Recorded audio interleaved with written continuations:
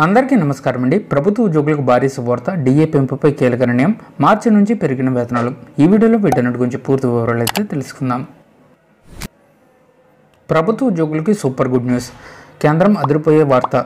మార్చి నుండి అలవెన్స్ అయితే పెంపు. మరికొన్ని రోజుల్లో కేంద్ర ప్రభుత్వ ఉద్యోగులకు మరో గుడ్ న్యూస్ అయితే చెప్పబోతుంది.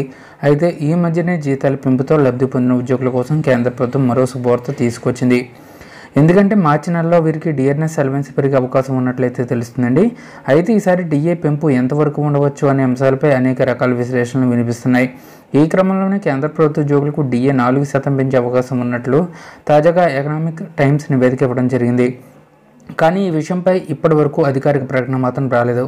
ఇంకా ఈ డిఏ పెంపు విషయంలో ఆమోదం లభిస్తే మాత్రం 2024 జనవరి 1 నుండి ఇంక్రిమెంట్ అమలు అవుతుందని చెప్పాలి.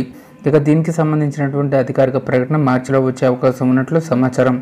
ఇక 2023 జూలై 1 నుండి అమల్లోకి వచ్చిన 4% మరియు ప్రస్తుతం డిఆర్ఎస్ అలవెన్స్ మొత్తం కలిపి 46%గా ఉంది.